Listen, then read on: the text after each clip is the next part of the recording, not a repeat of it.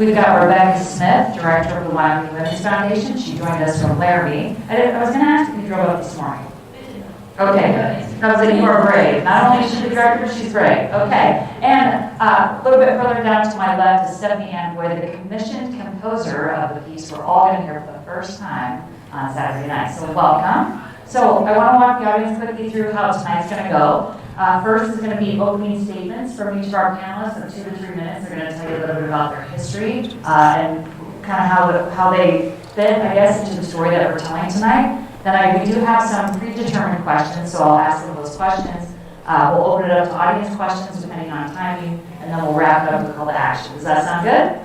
Okay, awesome. So I'm going to turn it over to Dr. Lovercheck-Saunders for her opening statement.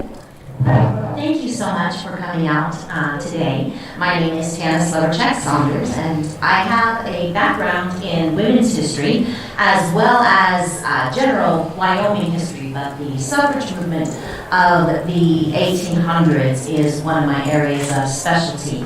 And so I was eager to participate in this event.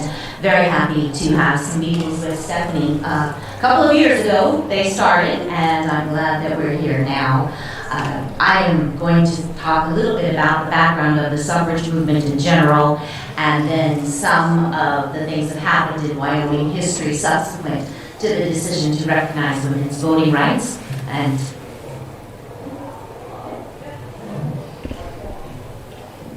here we go. Hello, everyone. I want to first off say that I'm so excited to be here, and I'm so honored to be with these women, because if you think about the number of lives that have been positively changed by the efforts of these women here and of our executive director, Rachel Bailey there, it's pretty profound. So yeah, thanks. A little bit about me. I grew up in the woods of Michigan, learning how to play violin and really falling in love with music by playing in youth orchestras, and realized pretty quickly that the only thing cooler than playing in symphony orchestras was writing symphonies themselves. So that brought me to school in Chicago, and then to the New England Conservatory in Boston, and I've been in New York now for 7 years. And I call myself a melodist because melody is the most important thing in my music, and I love when people leave concerts with music that is so new, it's the first time this piece has been played, and they're already humming those melodies. And I hope you're going to get goosebumps also, because that's another best part of listening to music, isn't it?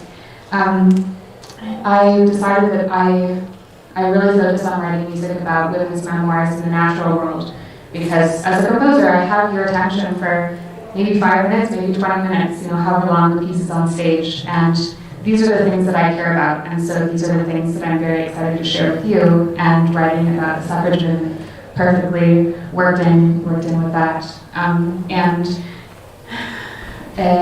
Let's see, my work has been performed in all 50 states and commissioned by organizations and musicians in 37 countries.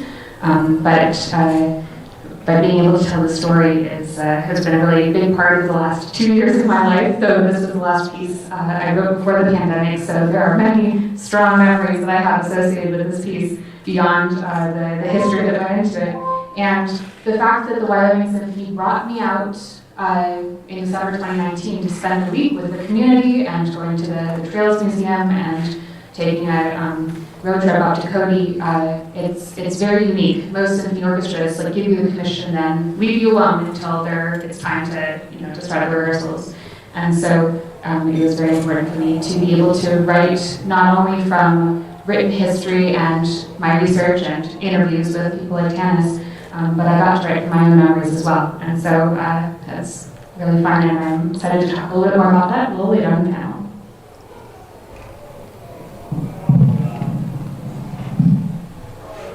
Thanks. It's so exciting to be up here with these two women and to feel the excitement of this event. And I'm so excited to be able to bring the perspective of the advocacy movement for women today. Obviously, the suffrage movement was a huge advocacy effort. And I've been kind of asked to talk about what is the status of advocacy for women in Wyoming today. And so I am the director of the Wyoming Women's Foundation, and our mission is to help women achieve economic self-sufficiency and provide opportunities for girls. And one of the ways that we do that is through advocacy. We're fairly new in a sense to the advocacy game, but essentially I think there are about 5 or 6 organizations, nonprofits like ourselves that are working in the state for to have a voice for women, particularly at the legislative level. And we do that in a couple of different ways. We use grassroots activation, so we're asking those like you in the audience today to pay attention to the issues that are important to you. And then we also reach out directly to decision makers. We also provide research so that there's some objective information available for any decision makers that are wanting to have that available to them. So now it might sound like there's an army of people doing this if there's 5 or 6 organizations, but really it boils down to a handful of people that are kind of the usual suspects that you see sending out emails about issues that are coming up in the legislature and reaching out to those legislators. And so my plea, I guess, would be for you all to learn hopefully something tonight that will help you get more engaged. And I wanted to talk to you about who we talk to when we're advocating. And so we're talking to, in the legislature, there are 90 legislators, and 16 of them are women right now. And so there's not an equal representation from the population rate, which is about 50% women. So there are some groups also that are working on that. There's the Wyoming Women's Legislative Caucus and the Cowgirl Run Fund, and we really need more women to be interested in running and to learn about that and to be there because, certainly not all women think alike or vote alike, but they will bring more, you all will bring more diversity to our decision makers. So my last part that I want to talk about here is just that getting engaged with the legislative process is really complex, and even with people that are paying attention, it goes really quickly. This particular session that we're in right now is ending on Friday, and it is it's a budget session, and so it's 4 weeks long. And there are hundreds of bills that they look at, and there are amendments to each bill. And you really need to kind of really understand how the process works going into the legislative session so that you can be kind of nimble and ready to weigh in. And so we try to help with that by alerting folks when something's happening that you might be interested in weighing in on. But nevertheless, it's very complicated, and in Wyoming, we have quite good access to our legislators, being a small state, but nevertheless, it is, I think, hard for the average person to do that. And so we would like to, at the Women's Foundation, and I know there's other organizations too that do this, but we'd like to make it more accessible to you. And so if you're interested in getting more involved in advocacy, I would invite you to reach out or go to our website, the Wyoming Women's Foundation website. It's wywf.org. And I'm not putting a shameless plug for ourselves, but we can connect you to resources that will help you understand the process better and hope that your voice will be heard. Wonderful, thank you. So I'm going to go ahead and open it up for questions. And Tanis, this first one is for you.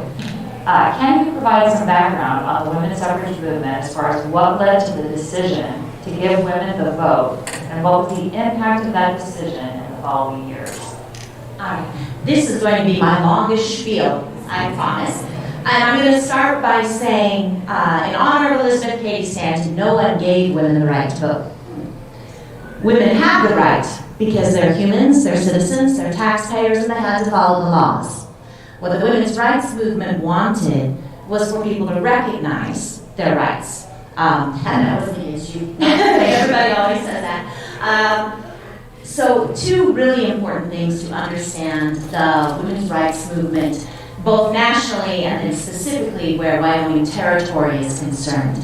It began prior to the Civil War, growing out of the movement to abolish slavery. But while it involved suffrage, that was more an addendum to the initial concerns of the movement, because very few people today realize that when the movement started, a woman who was married didn't have any right to control her property. Her income, if she made an income outside of the home, either belonged to her father or legally to her husband. She didn't have any custody rights. A will she signed wasn't valid unless countersigned by a man. If she did manage to get a divorce, she left without her children and only with the clothes on her back.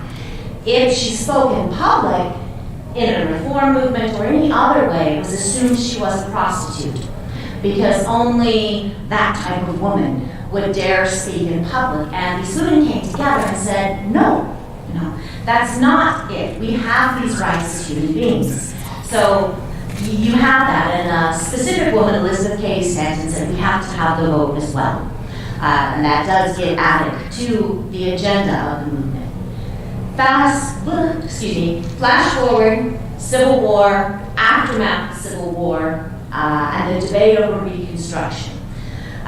In the aftermath of the Civil War, there's a lot of debate about what should happen to the freed people, as well as other reforms that have been discussed prior to the outbreak of the conflict.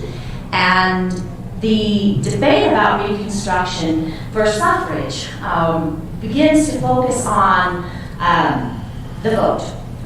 Should the freed people have suffrage rights? Should they have equal protection under the laws, equal due process rights?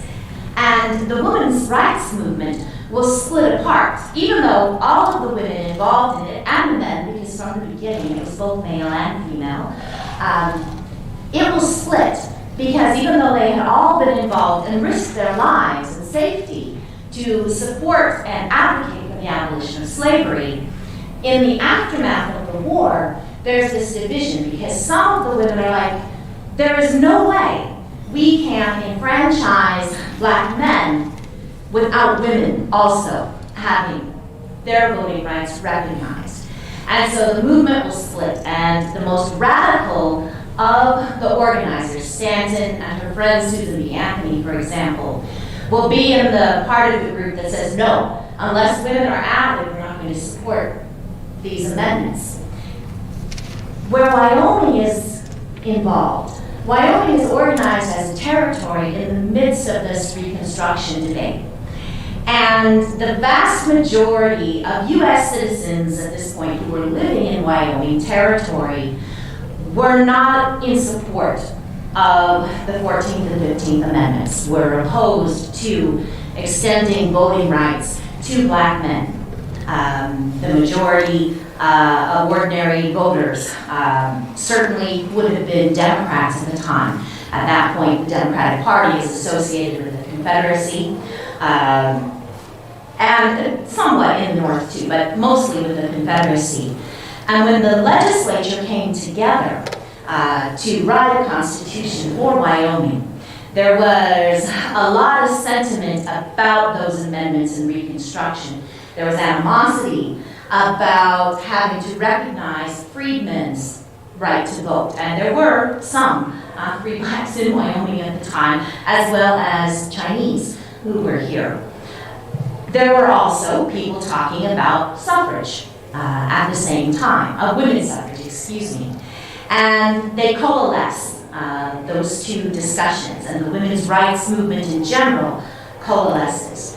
The first Wyoming territorial legislature decides to adopt, to include women's suffrage in the Wyoming Constitution. Not that alone, though. It embraced some of the other things talked by the women's rights movement, including things like married women's property rights, the right to have custody of your children. There was a movement to have equal pay if you're a teacher, if you're male or female. Now, we can't take that too far, because they also passed a law saying women can't be on juries and some other things. But you see the suffrage movement was making some impact, and the debate over Reconstruction ties into this. The decision to add, or the introduction of the women's suffrage bill, is made where the women's rights movement, which was headquartered in New York and Pennsylvania, they never expected it to be introduced by a Democratic saloon keeper from a mining town. Okay? All of those things seem to portend against it. But the gentleman who introduced it was a man named William Wright, and he's the head of the council in the legislature.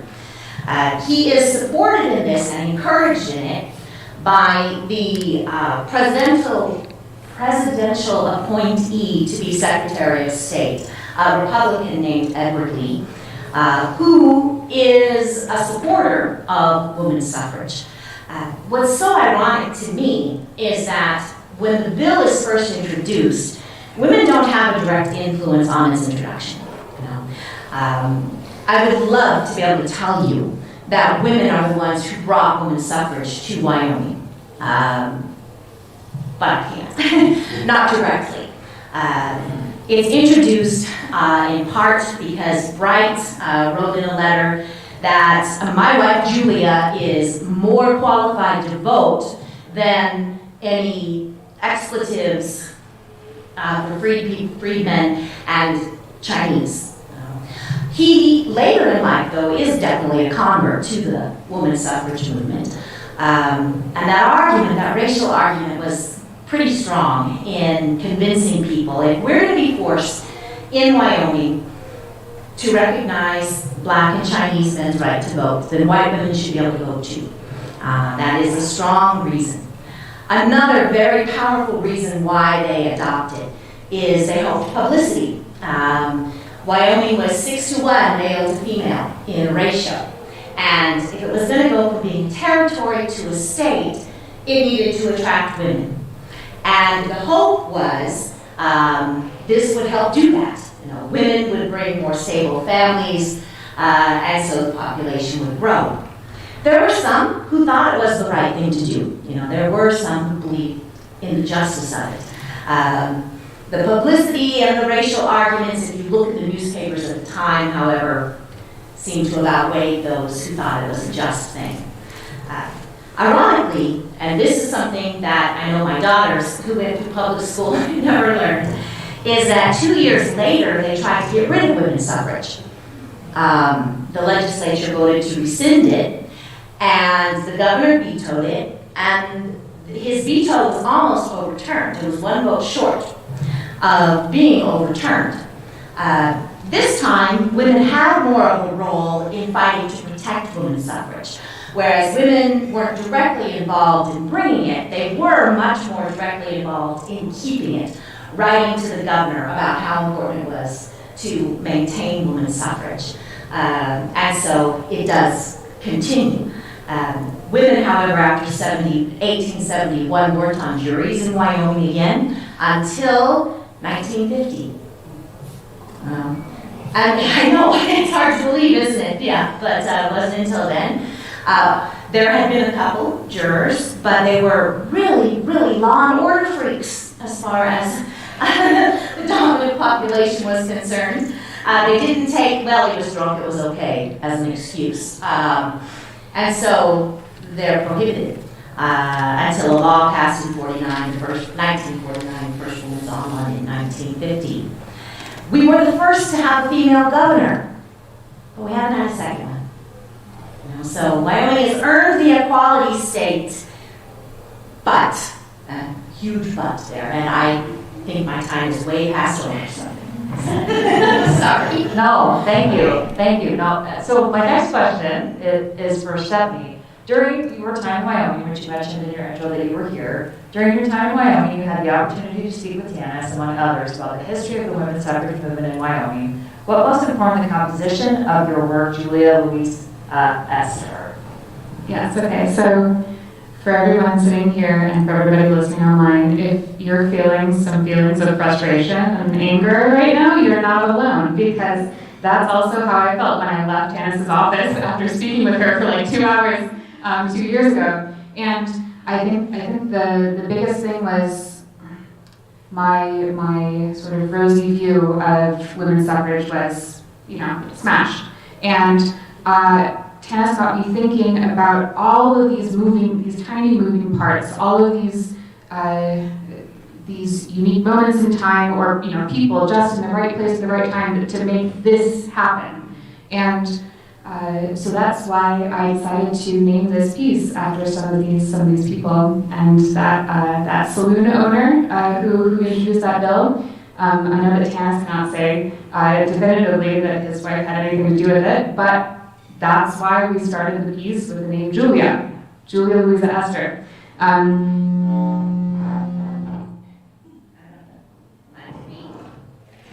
Yeah, I'm sorry. it's just a sound effect. That says something dramatic, and so just here, check it in the mail.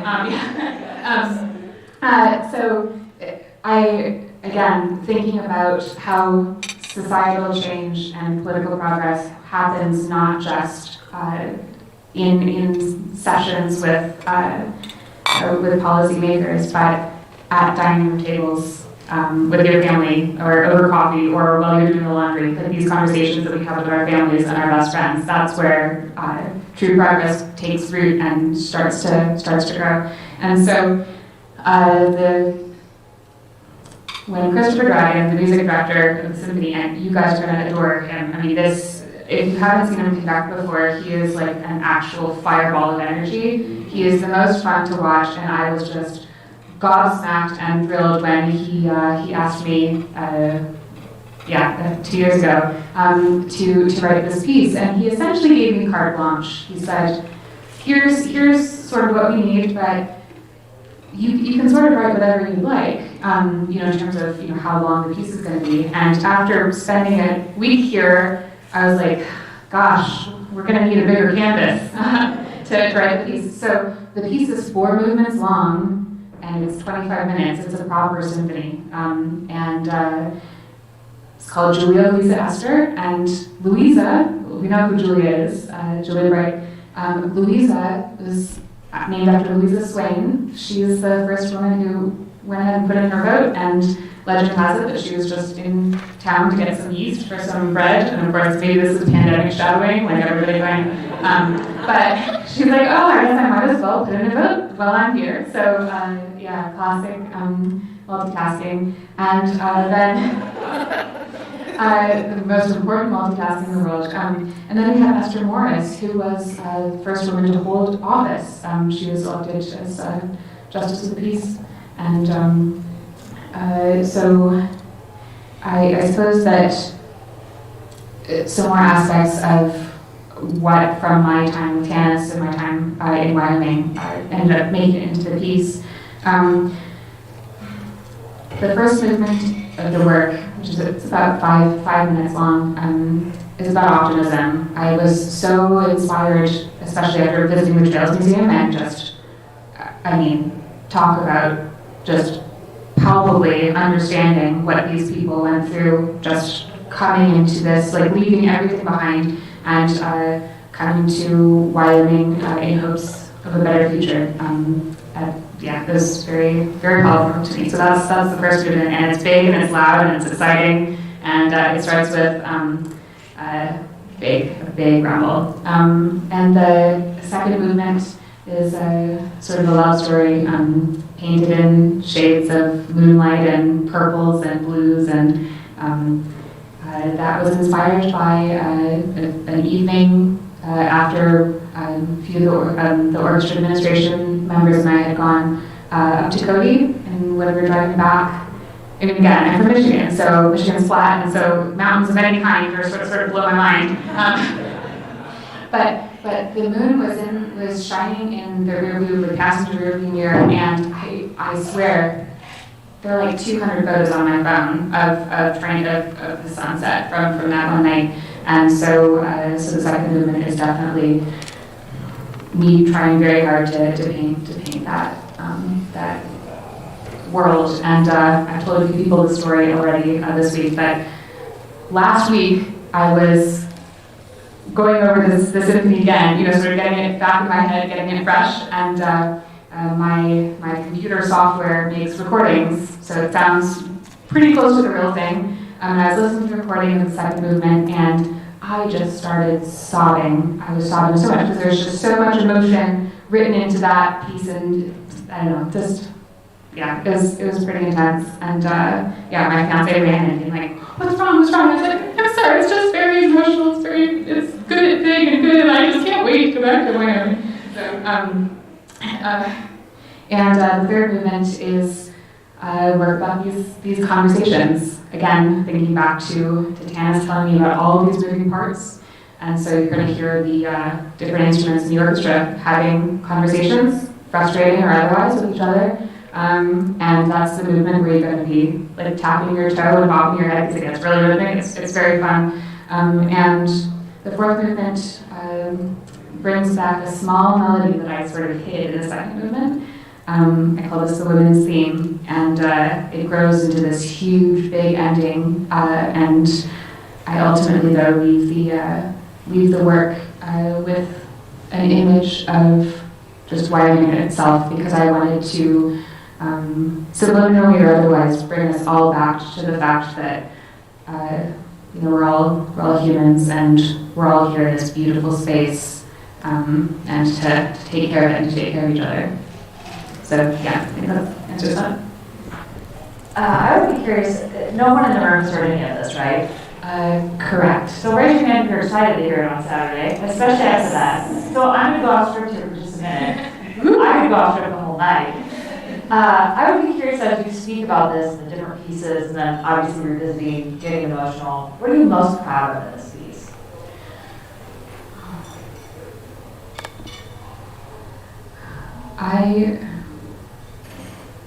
I think I'm proud of all of it, but I will say that beyond pride, this whole project affected me much more than I expected it to. And not just because we've had these 2 years in the middle to have our friendships grow. Like my friendships with the people who were interviewing me the last time I was here, or the board members and orchestra members that I had so much fun spending time with, and now thanks to Facebook, now it's friendships that I get to come here and visit.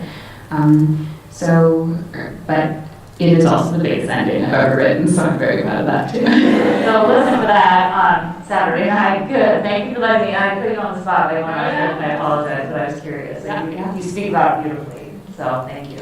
Okay, I'm going to keep going. I'm going to keep this going. Okay, Tanis, this one is for you again. What other historical, natural, or cultural factors have affected equality between men and women in Wyoming? Second part, what disparities continue to exist between men and Wyoming after suffrage was granted? Okay. Economically, turn this back on. If it plugs in or has a battery, I will break it. It's a guarantee. As far as the historical development, I spoke a bit about that, how Wyoming has been a place of firsts, although not always for the reasons we might assume they would be first, but there have been firsts, haven't been a whole lot of seconds. And I think a lot of that is due to not having a very diversified economy, because within the United States and throughout the world, places with more diverse economies, women tend to do better.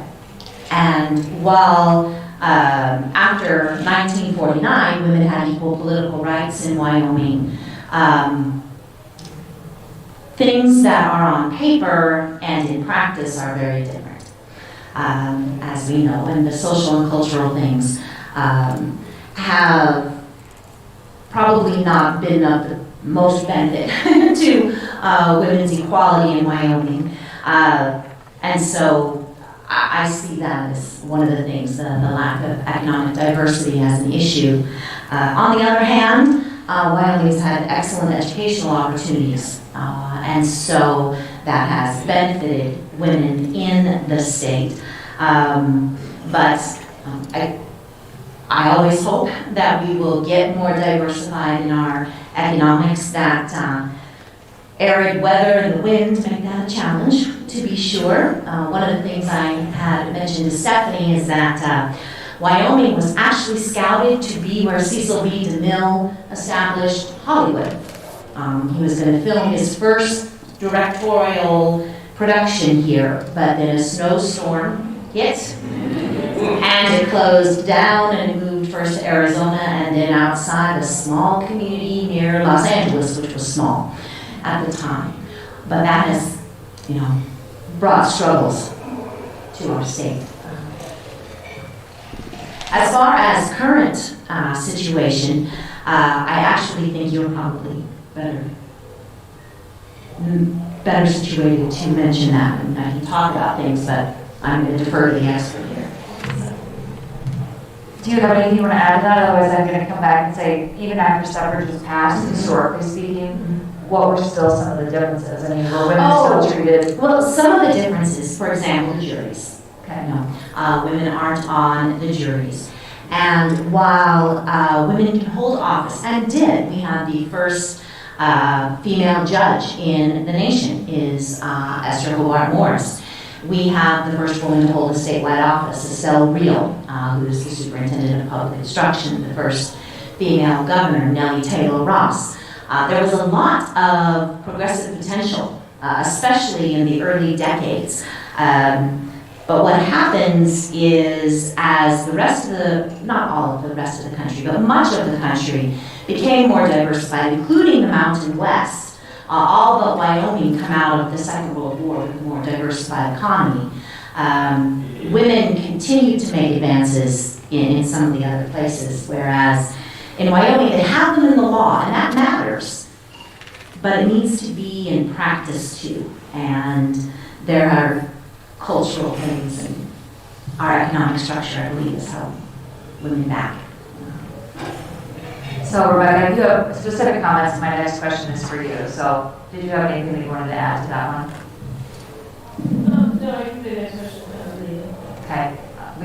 My next one, we could dig in here for a long time, and I'm anxious to hear about action too that we can all take to maybe change the landscape. What inequalities exist for women in Wyoming today, both professionally and politically, and what are the roadblocks preventing these inequalities from being addressed? That's a big one to bite off. Mm-hmm.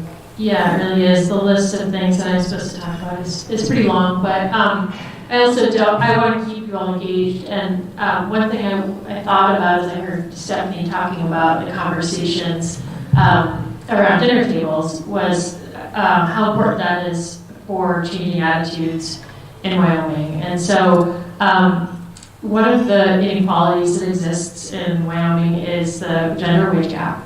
And of course that has so much surrounding it as far as the conversation. But I did want to invite you all to a conversation about that. Next Tuesday, March 15th, we have a virtual, it's called Equality, in combination with the Wyoming Council for Women. It'll be it'll be a less formal conversation than this, but we'll have some kind of panelists, and it's on Zoom, so no matter where you are, if you're listening across the state, you can join. So again, information about that would be like on our Facebook page for the Wyoming Women's Foundation right now.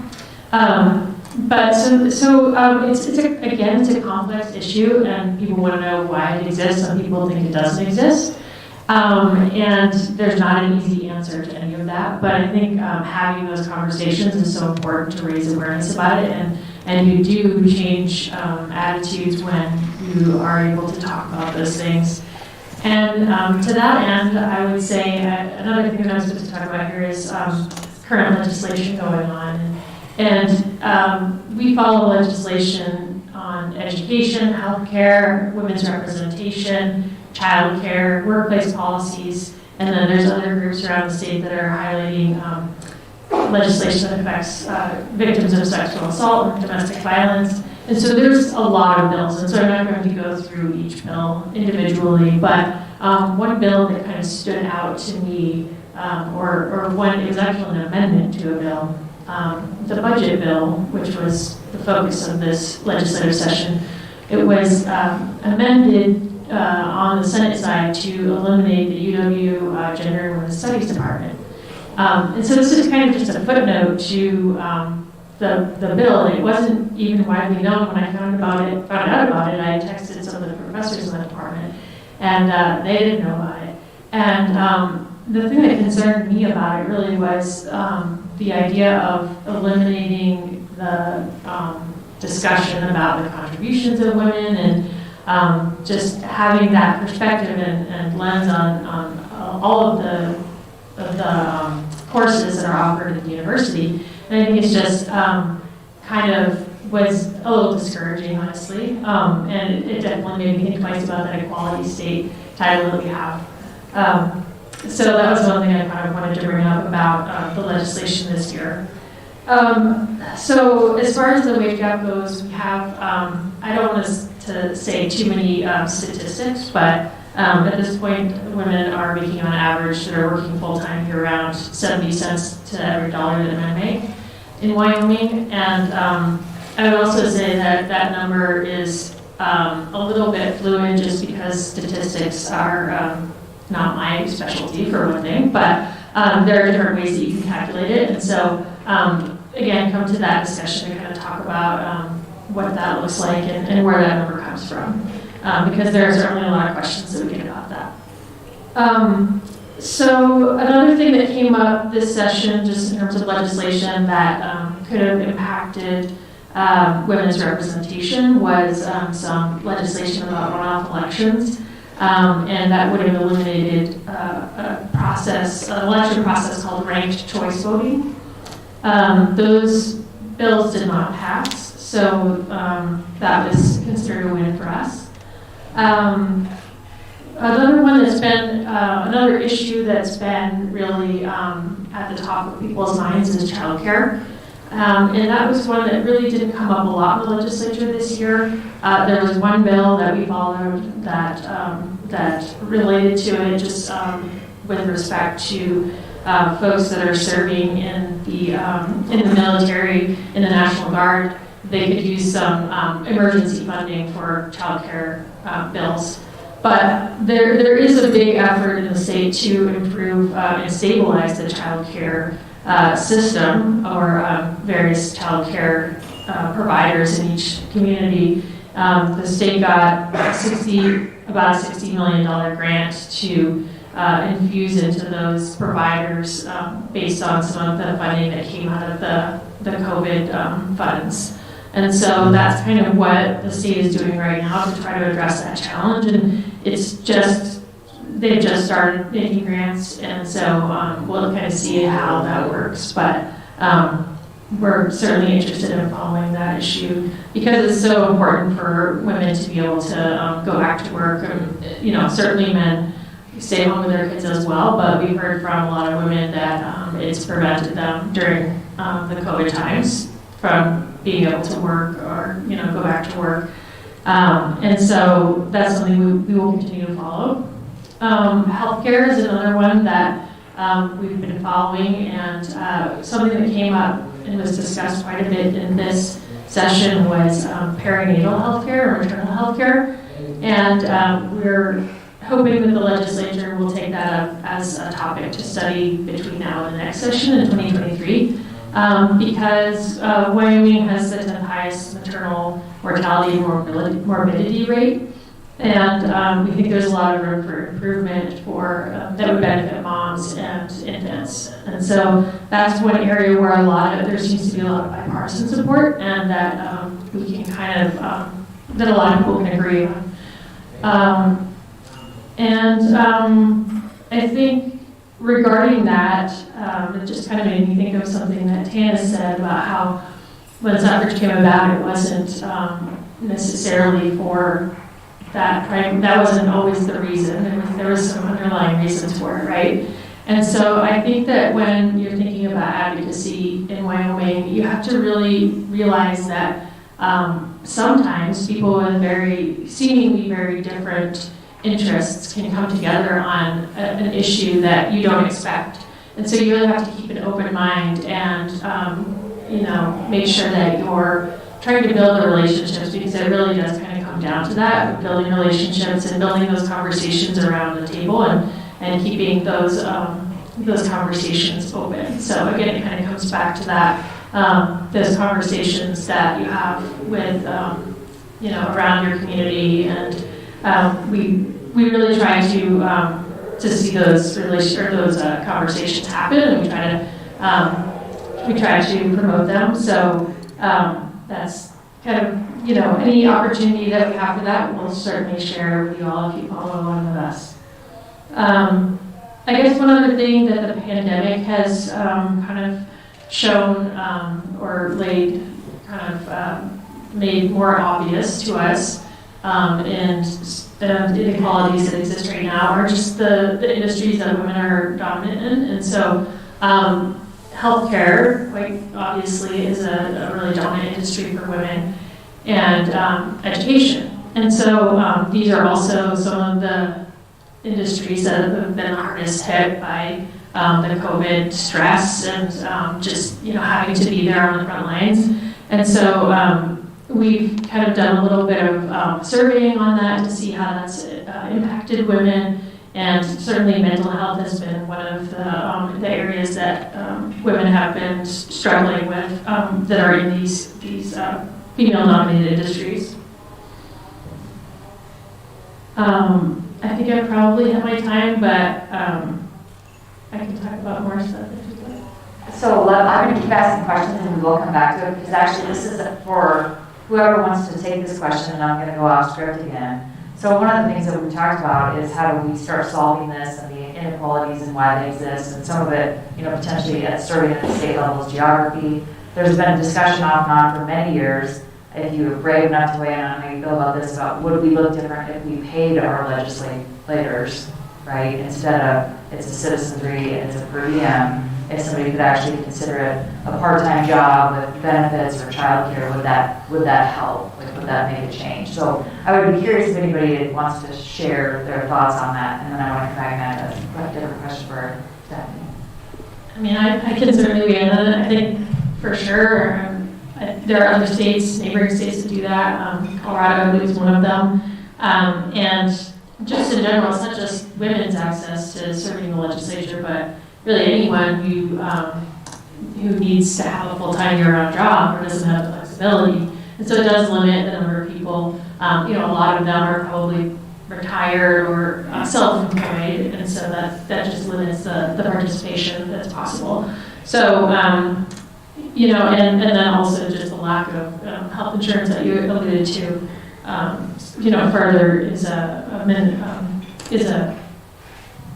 I'm sure an issue for some people, but it's a hypothetical question. I don't anticipate that the Wyoming legislature would come up with the funding to pay themselves. They are only in the legislature, though, so you never know. That's right? true. There's things that are happening that I never thought I'd see. So. But I'm absolutely certain it would be different if they had offered that, because it would just be so much more accessible to a wide range of folks.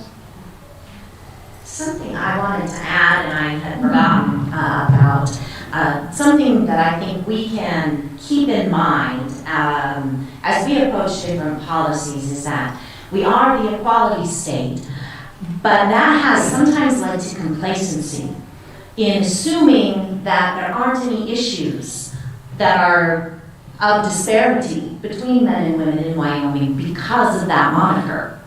And I think that hides the fact that there still are a lot of inequalities. And I've seen that in my own family, where I had family members say, well, that's not an issue because women have equal rights. And I'm always like, well, paper rights and other things are different. But it does have a tendency to lead to complacency. On the other hand, it can also be used to advocate for women. When I found out about the movement to get rid of women's studies and defund it, I wrote to everyone I could think of, thank you for giving me the names of the people on the committee. And I'm like, we're the equality state. How can we do this?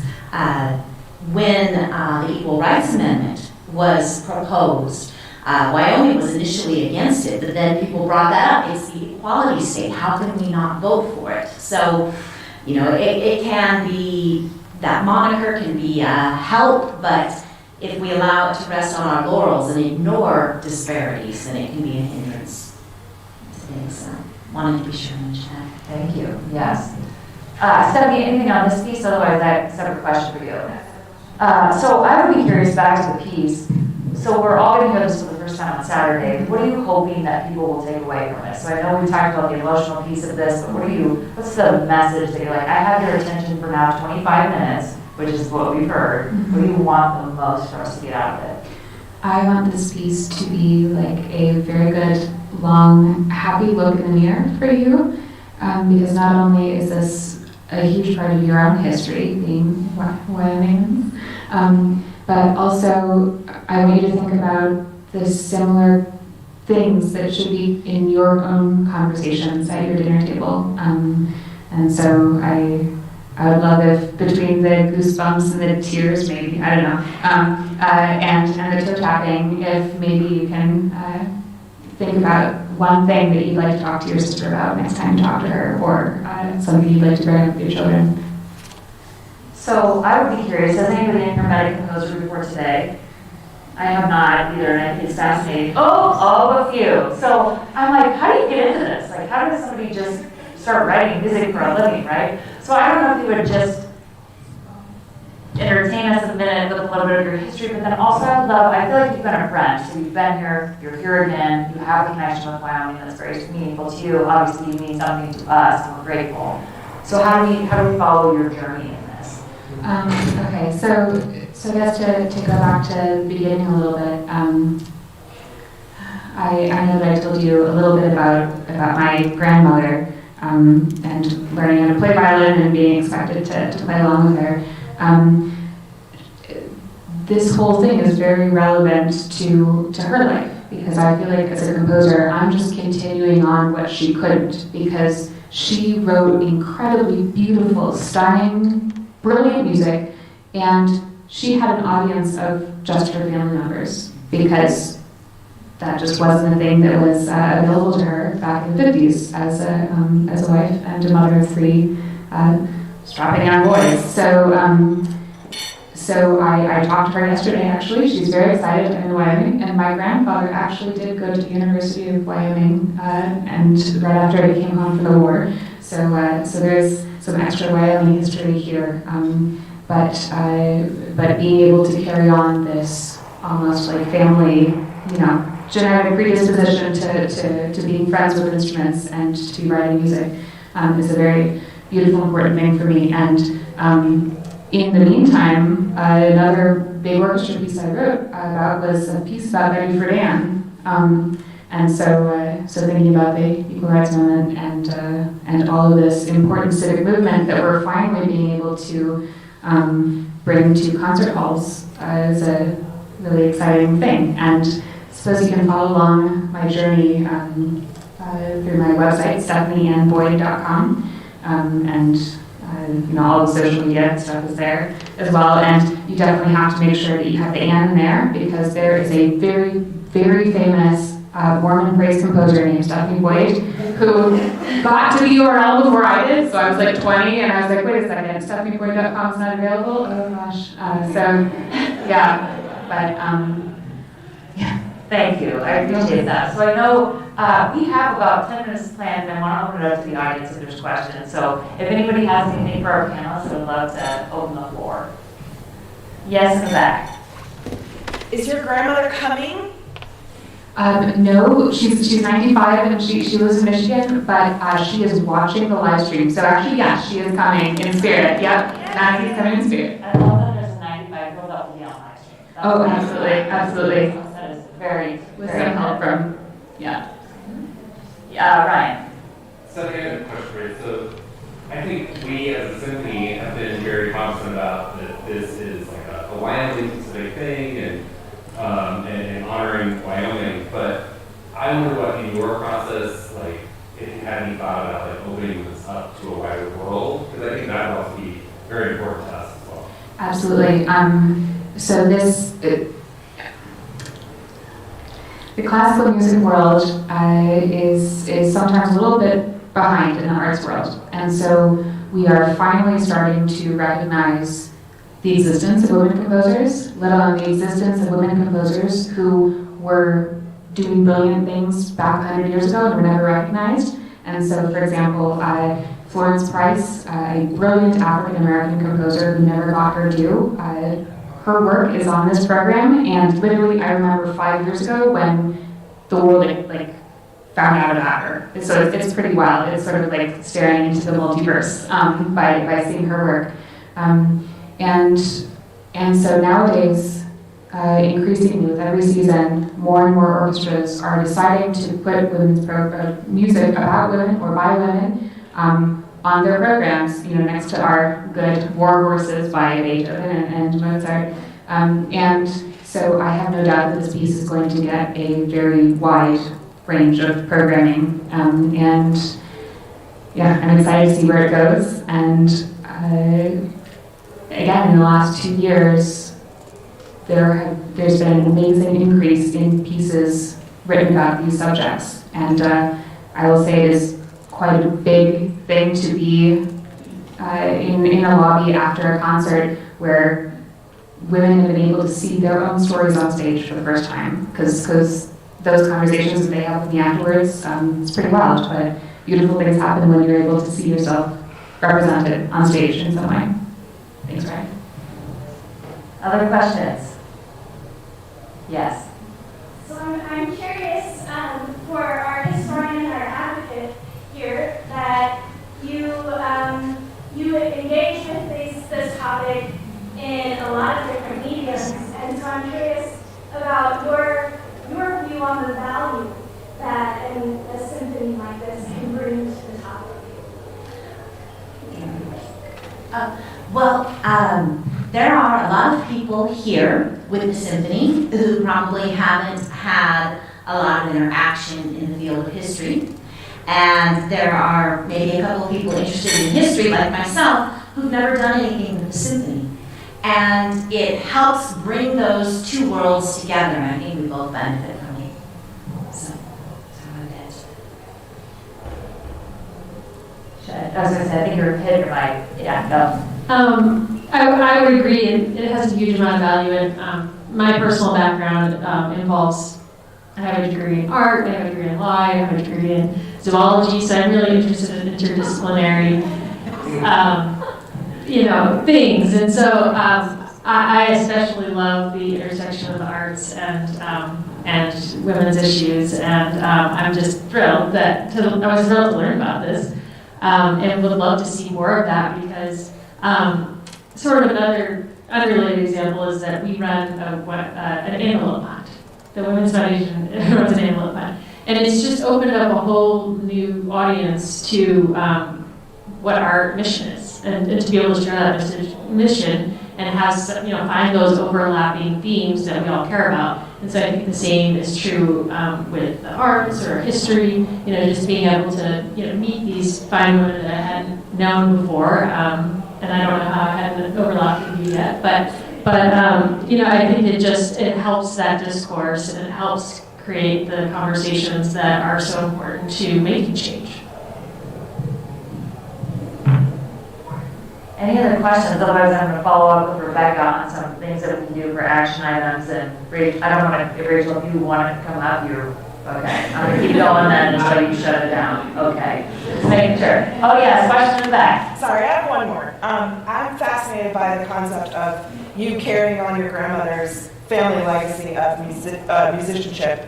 And I'm wondering how her compositions might have influenced your composition in this piece at all, if it did, and then how does it influence you in your other compositions? How much did you learn from her? That's just amazing to me. Yeah, absolutely. Okay, how many of you grew up watching Looney Tunes cartoons?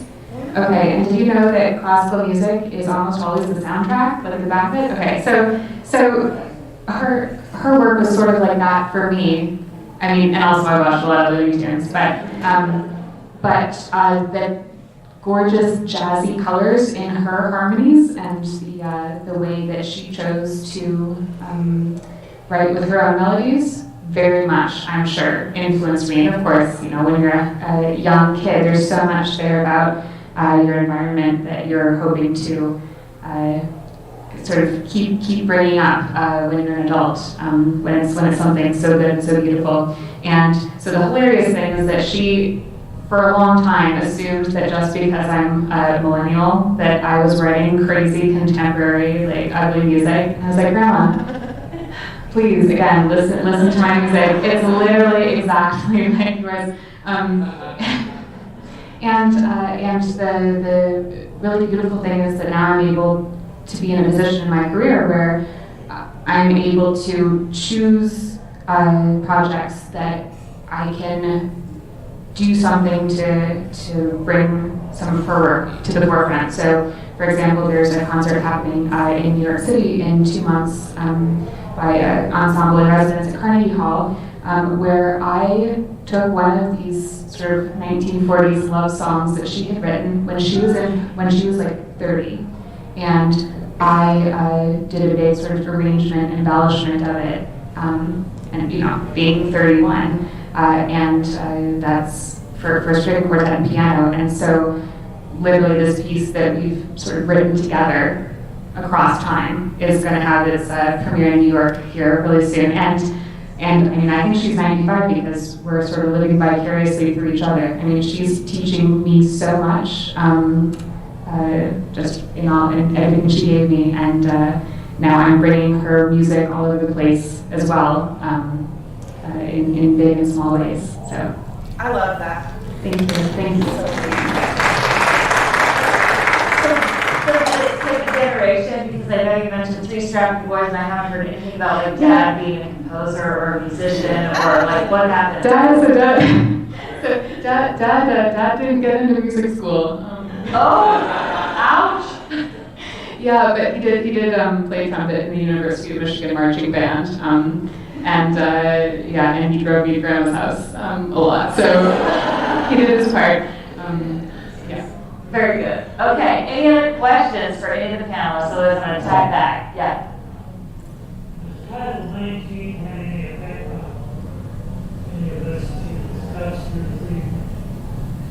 Well, it certainly had an impact on having more equal representation in the schools. You know, we associate it with sports mostly today, but it had a lot to do with faculty, hiring in the colleges, as well as the high schools. There had been a lot of progress there already, but at the college level it had an impact. And in Wyoming, women and girls were already had the right to access educational institutions that were publicly funded, but there were several others on the East Coast that wasn't the case. So I see Title IX, I think you mean. 19. Oh, maybe I was thinking of Title IX, requiring equal opportunities. Okay, for men and women, but I see it as something that is certainly in the education system been benefit. What about you? Would you agree? Yeah, sorry, I was a little confused by the numbers there, but Title IX, I think that when I think about that and it provides funding, so equal funding for girls and boys in sports or women and men in sports.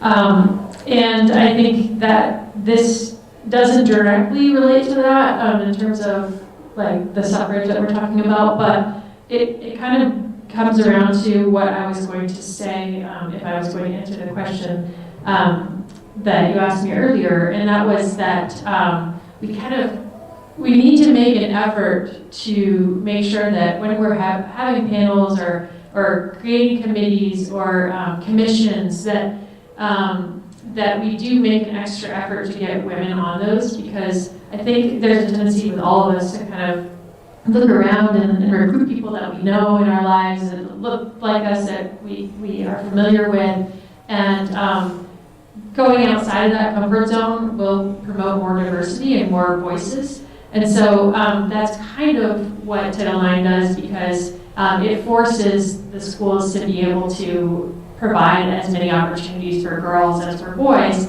and that has expanded the number of girls in sports, absolutely. And so the same thing could happen, you know, for instance, in representation. That's kind of what I'm looking at. It's like we have a really skewed representation right now with just 16 women in the legislature. But if we make an effort to expand the representation of women on commissions, on committees, on the school board, whatever it is, we're going to have more voices out there, and it will be more equal.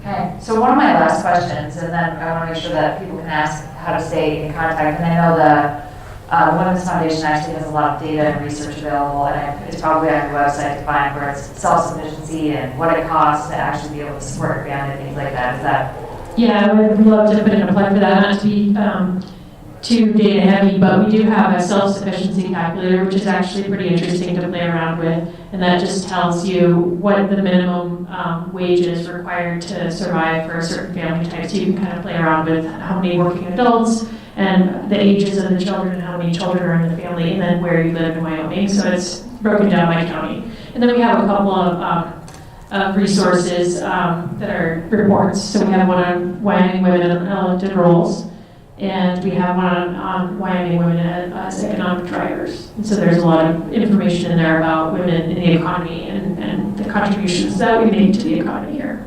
Thank you. So as still an elected official, one of the things I am most passionate about is how do we change the narrative? How do we change the landscape of this? Or how do we change 16 legislators? I think right now there's 18 or 19 county commissioners, right? I think city councils are maybe a little bit more skewed to women, but how do we start changing this? So when I love what you said, we don't have a lot of seconds. And the reasons being diversified economy, educational opportunities, some cultural things. I asked about being legislators, so there's a whole lot of things, but Rebekah, this is probably going to, we can kick this last question off with you. What steps can be taken on a local level to combat or at least bring awareness to the gender disparities? In Wyoming specifically. Certainly getting out there and voting and making your voice heard, running for office, and it doesn't have to be running for the legislature. That's maybe the third step that you take, but just taking part in those boards and commissions. The governor has a lot of boards and commissions that meet on all kinds of different things, and it's a really good experience to be on one of those, and it can really lead to having the relationships and the experience to go into an elected office. And so it doesn't have to be super intimidating. You don't have to necessarily run for something that's going to be a contentious election, for instance. And then I just bring it back to amplifying women's voices. And like I said at the beginning, we have some real usual suspects when it comes to advocating for women, but also when it comes to highlighting women's achievements in the state. I often see the same very awesome women highlighted, but occasionally there's other stories out there that we need to have heard. And a really good venue for that is a conference called Connect to Women. And it's kind of a TED Talk style thing, but she recruits women that I've never heard of in the state of Wyoming that are doing really amazing things. And it's just inspiring, and it really helps us see that we're part of a community and can achieve more than we think we can. And so I think that seeing people in the roles that we want to be in is really important, and that's why we need to have more women in higher leadership positions so that they can inspire the next generation. Well said. So panelists, any final comments before we turn the mic over to Ms. Rachel Bailey? I was going to address your question. Courage. Speak up, speak out. If it's on social media, if it is in public, a lot of times there is a sense in Wyoming, from my perspective, that everybody thinks one way, and maybe I don't. But if I don't say that, then the echo chamber just continues. And you're in danger of getting backlash. But I have found more often I felt that way too. If I say something, because we need to let people know that there are different ideas out there within, amongst people in Wyoming. And we don't have to agree. I wouldn't want everybody to agree with me, except my children, which they never do. But I don't want everybody to agree with me. But they need to know, people need to know that there are different voices out there. And yes, we have the individual conversations, but have the courage to put ourselves out there. I think is critical to the situation. Thank you for that. I'm gonna wrap that piece of it up with being an elected official and trying to be a resource for people who are interested in running for office. One, if you're interested, I would love to have a conversation. But two, over the last several years, as we've tried to raise money and recruit and encourage women to run for offices so that we kind of help solve this disparity, I guess as a human in this, I thought, oh, the reason women aren't running is because they are worried about raising money, right? So I think sometimes you think that's the hardest barrier to this.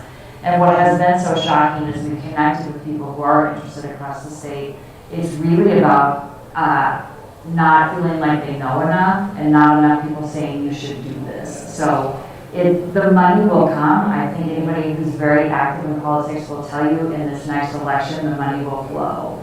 But if it's confidence or encouragement or networking that you need to really consider a run for school board or Casper College Board of Trustees or county commission or state legislature, there are people out there who are willing to support your efforts. So please, like, the money will be fine. You will build a network of people who will support you to get you to the finish line and whatever the outcome is. So if you are interested, I would love to know, or certainly talk to somebody in this room tonight, but the money will come, and it's really interesting to see what women need to actually take a lead and get it done. So with that, I'm going to turn it over to Rachel. You guys have been a delightful audience. It's been just a little over an hour. And round of applause for our panelists, please.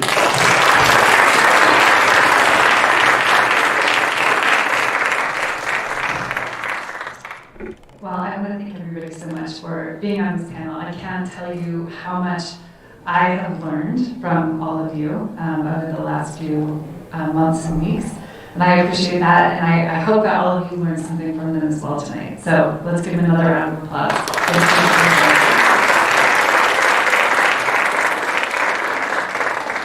So of course, I'm not here to give a plug for coming to the concert on Saturday night. I cannot thank you all enough for being here this evening. I hope that it was worth your while. I know that I really enjoyed listening to this, and really we wanted to do this to give greater context around what you're going to be hearing on Saturday night. And if you cannot attend in person for any reason, we do have live streaming available, and we are also recording a documentary of the debut. And I'm going to say this again, we are actually having a world debut of Stephanie's piece on Saturday night. I can't tell you how excited the Wyoming Symphony Orchestra is about this, how excited I am about it. Because this is not something that happens all the time. And I think that it was interesting to me, Stephanie actually said the other day that there are not very many symphonies right now that are debuting big pieces like this, right? No. It takes a lot of effort to commission a big piece. So, and wow, we're doing it this weekend. So anyway, I will stop gushing on about it, but tell your friends, tell your family, tell your neighbors. The live stream is free. We do still have tickets available if anybody wants to come. This is just such an exciting time for us. And it's such a big project for women. It's such a big project for the state. It's such a historical moment that we're celebrating. So thank you all very much. And I know I'm supposed to thank people too. This panel tonight is only made possible by the Wyoming Humanities Council. Also, the documentary that we're filming is made possible by the Wyoming Humanities Council. So they've been a really big partnership in all of this. And then I also really want to thank our partners at the Ramkota. Not only are they just hugely supportive to the symphony, but they are also really supportive of women and women running for office. So we really want to thank them too. So good night all, and hopefully we'll see you all on Saturday.